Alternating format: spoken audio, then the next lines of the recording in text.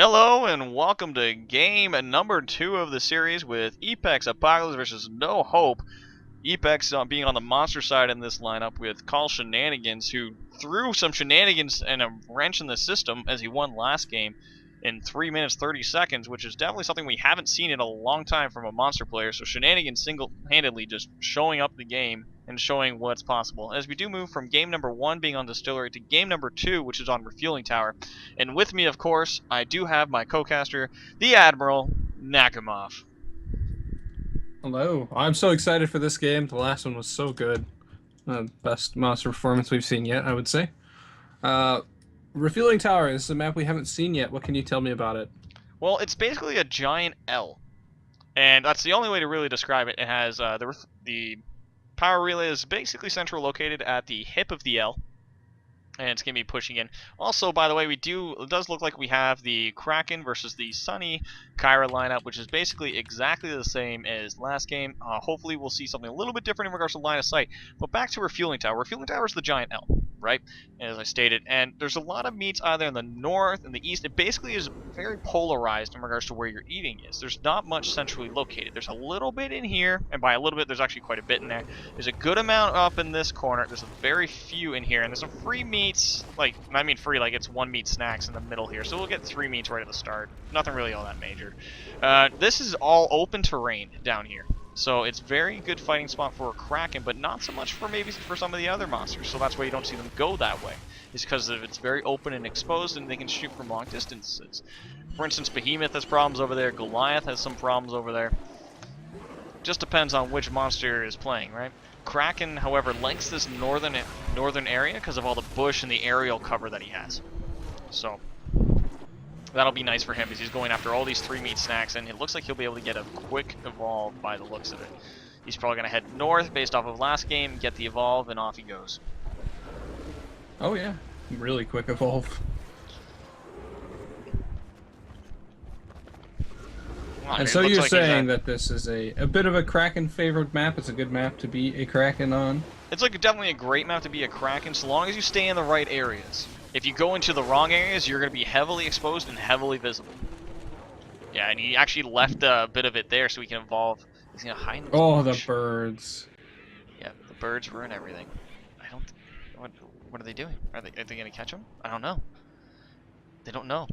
Generic's is sitting there just jogging on spot, trying to stay in point. You'll notice that he's actually back quite a bit. That way he can jump either to the right or to the left and just try and slow him down and get that tracking dart in him.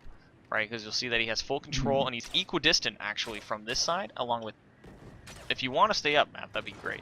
He's either equidistant from this side as he is from this side. So he's in a good spot and he has good control. And now they actually know where he is. We see the pings coming in. The Assault actually going to be looking to deal some damage. And he's just going to push his way in. The mini nuke connecting. Tracking dart is in. So they're going to know exactly where he is. More of the mini nuke. We should see some stasis grenades starting getting tossed very shortly. And we're seeing shotgun shots, mortar shots, everything. Nice positioning from Generic Trapper there then. Yep. Just in the right spot to get that tracking dart off, even at long range. Yep, just wanted to make sure he got it and that it all connected. See that they do have sight on him, and I think, did he just renew it? Hard to tell sometimes if they just renewed the tracking dart. Really wish it displayed a timer. That would be nice, but hard to say. So we see right now he's just going to be looking to push him back into the caves, maybe? Do you think he's going to try something similar to like the last game, where he just says, screw it, nope, there we go. Yep, I guess that answers that question. He said screw it, and he's like, it worked for me last game, why not do it again? Worked quite well. And the only difference is that this is a lot more tight quarters. However, he will be able to wrap around the pillar, so he'll be able to use that to his advantage. And right now we do see it going around. 3 points Vortex, 3 points Aftershock. Again, we see the Vortex coming in, doesn't connect with everyone, and looks like it's just a whiff of an Aftershock. Going to be going in and just scaring them all with the Aftershock, going up and says, hey, this is my chest. Vortex comes in on the medic, going to be trying to find it, going to be getting more shots. Stasis grenades are being tossed, and we see the Aftershock going to be connecting. Does get a little bit of damage with the auto attacks, doesn't quite get the Aftershock though. Vortex coming in connected, Stealth Bounce gets forced off, and he's just going to be trying to deal more and more damage. That medic is actually keeping himself alive. Aftershock goes in for the connection on this one, doesn't connect. Yes, it does on the support, doesn't get the medic. Going to be going for the support, then changing tactics as well. If you're going to boost her, I'm just going to kill you then. Gonna be getting more damage. Medic actually having to go in and save the support. Unable to do so though. We see the medic is actually going up in airborne. Auto attacks coming in, getting flying around. Aftershock going for the connection. Doesn't connect. And it does connect on the trapper. Doesn't connect on the medic.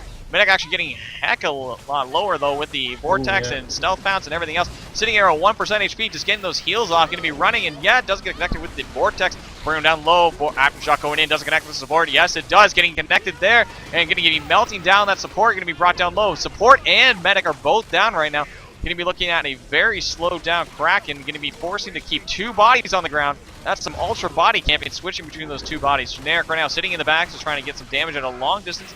Monkeybot is sitting on the corpses, just trying to get him up. Aftershock goes in with the connect. Mortar Shot wrecks his face, and Monkeybot's getting forced back and getting pulled up. Medic actually gets picked up in the background, however, and the Trapper is right now running to try and pick up the support.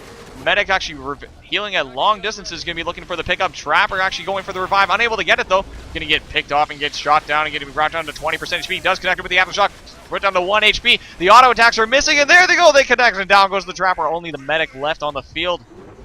With the Sun Eats dropship has been started. Run, medic, run. This is the Kraken land. Oh.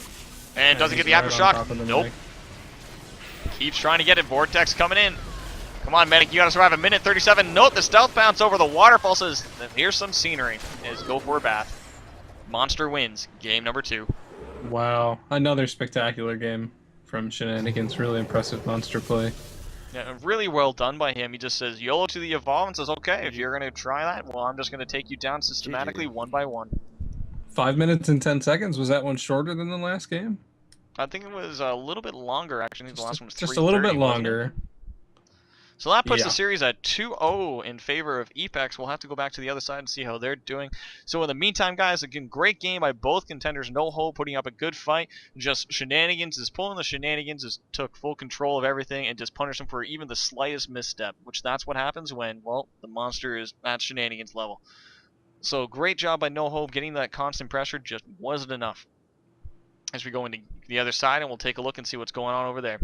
Thanks for doing, guys. We'll be back in just a moment with the game number 2 on the other side, and we'll continue forward.